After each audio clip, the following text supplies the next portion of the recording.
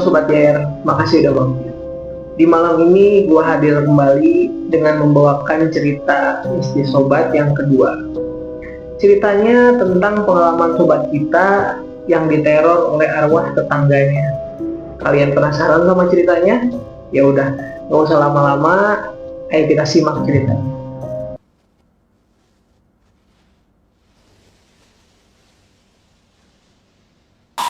Cerita ini dikirim oleh sobat kita yang bernama Teh Win yang tinggal di Bogor.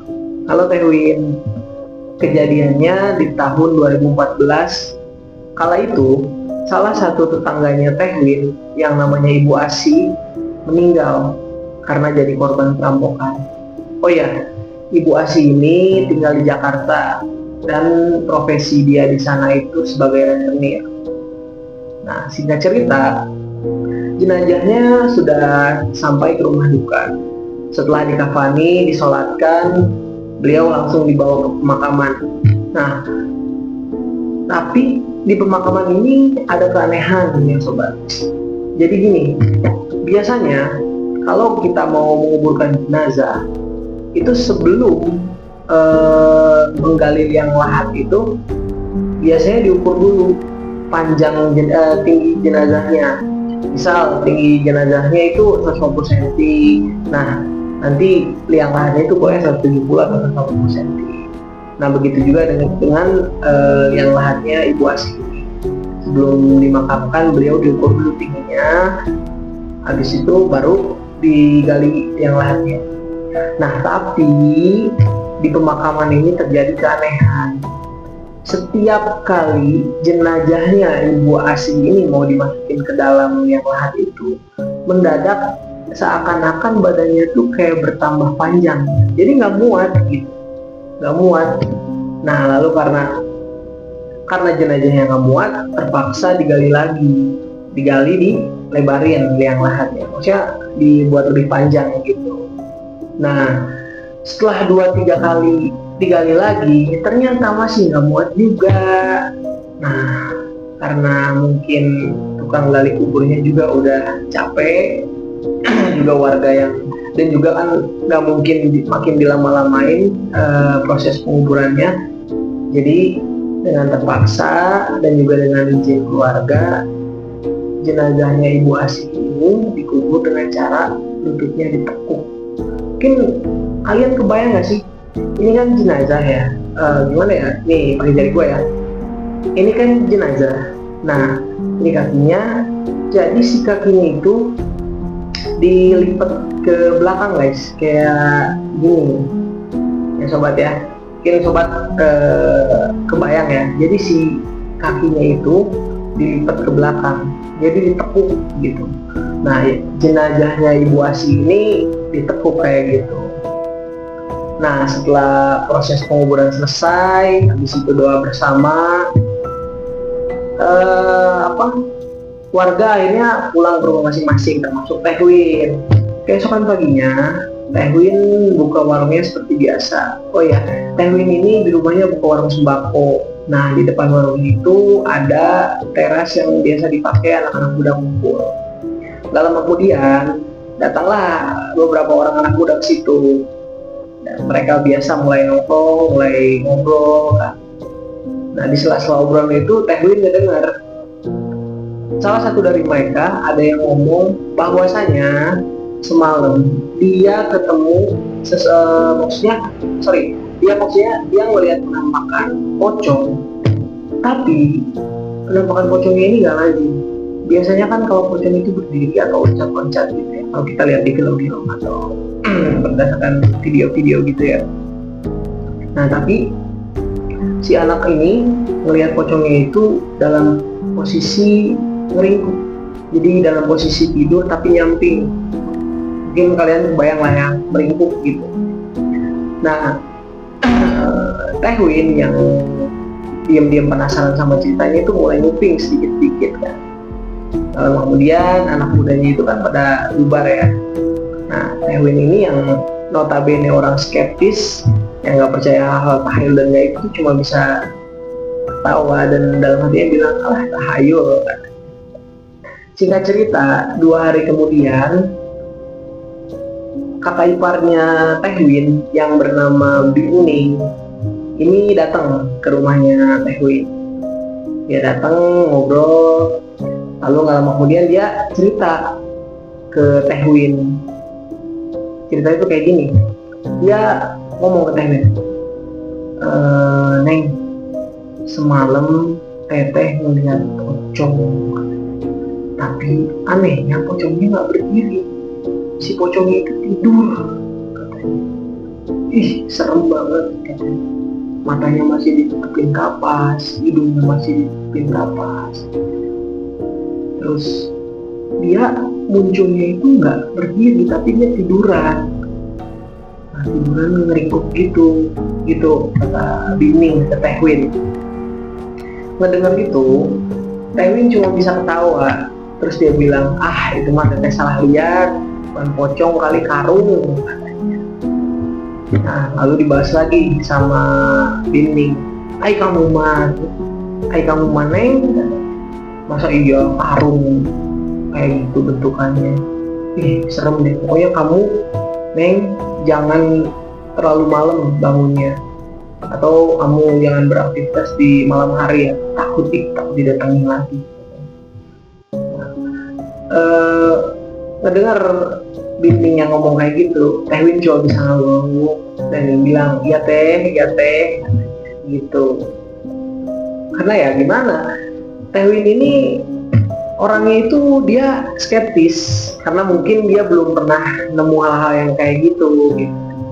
Belum pernah melihat. Lalu kemudian gak lama kemudian Bining pulang. Tehwin biasa lah ya, karena udah menjelang maghrib, dia mulai beres-beres, dia mulai tutup warungnya.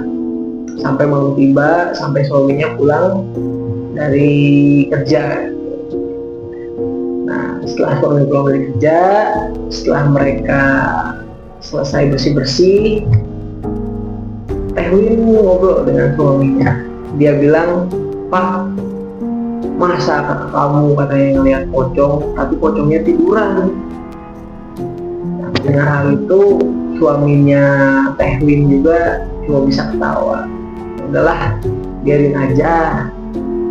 Mungkin dia lagi salah lihat atau lagi capean. Udah, mendingan kita tidur aja ya. Nah, malam itu mereka tidur sampai keesokan paginya. Nah, Tehwin terbangun di jam 3 pagi karena dia biasa memang bangun jam segitu untuk nyuci, untuk masak nasi. Nah, saat Tehwin ini melakukan aktivitas yang biasa, dia keluar. Kebetulan tempat nyucinya Tehwin ini ada di sebelah rumah. Jadi ini rumah dia, ini warungnya dia. Nah, di belakang ini nggak jauh dari rumahnya Tehwin ini itu ada pohon mangga. Nah, di belakang, di bawah pohon mangga itu, disitulah tempat pemakamannya almarhumah Ibu Asi tadi, tempat pemakaman yang kemarin, karena emang cukup dekat ya. Jadi rumahnya Tehwin ini rumah Tehwin, dia cuma dibatasin sama sebuah selokan, habis itu pohon mangga, habis itu kuburan, pemakaman yang kemarin lah ya. Nah, balik lagi ke Tehwin. Pas jam 3 pagi itu, Tehwin bangun, dia mau nyuci pakaian. Nah, tempat cucinya di sebelahnya kan. Jadi ini rumah Tehwin, ini warung, ini selokan, ini pohon mangga, ini kuburan. Nah, di sini dia nyuci baju. Di sini dia tempat dia nyuci baju. Di sini pas lagi asik-asik cuci baju, tiba-tiba dari belakang Tehwin kayak ngedenger suara orang kayak manggil kayak gini gitu. Nah, ya udah, suara itu awalnya nggak dihiraukan, nggak dianggap dan sama Tehwin ini. Tapi makin lama suaranya itu makin kenceng dan juga kayak makin dekat banget.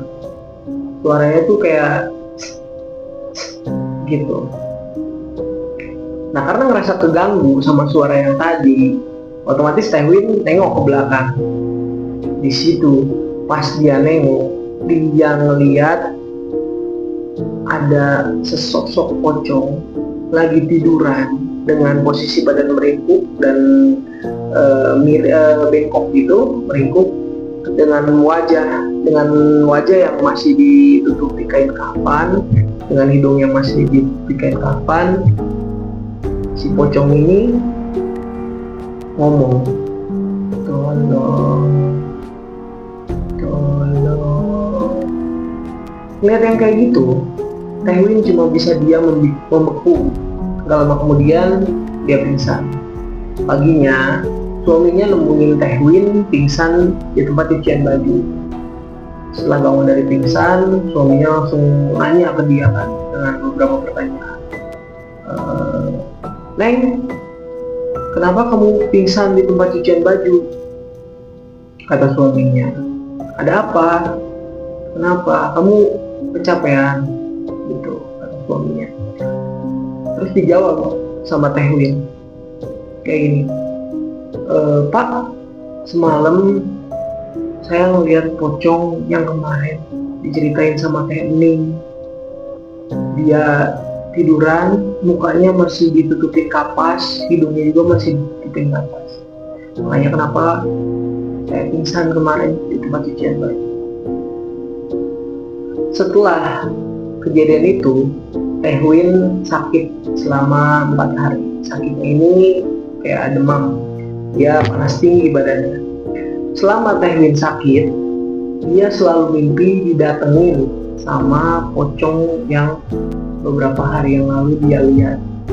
Di dalam mimpinya itu, si pocongnya ini selalu bilang, tolong, gitu.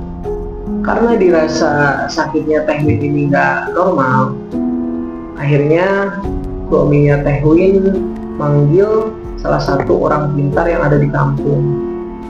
Kita sebut saja namanya Pak Amir. Setelah Pak Amir melihat kondisinya Tehwin, Pak Amir bilang, ini si Neng sakitnya bukan sakit biasa, dia ketempelan arwah. Ini ada air, tolong diminum sampai habis ya. Insya Allah si arwah ini gak akan datengin Neng lagi. Mendengar itu, Tehwin cuma bisa ngangguk, dia cuma nurut lah sama Pak Amir. Lalu setelah minum air yang dikasih sama Pak Amir, berangsur-angsur kondisi Tehwin pulih lagi. Dia sehat lagi, panasnya udah mulai turun, dan dia juga udah gak pernah lagi diganggu sama pocong yang dia lihat tempo hari. Ternyata selama Tehwin sakit, banyak warga yang juga didatengin sama sosok pocong ini.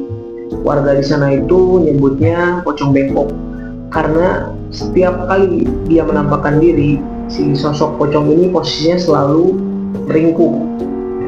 Nah, banyak warga yang beranggapan kalau sosok pocong ini adalah arwahnya Ibu Asih yang gentayangan karena penguburannya yang gak sempurna.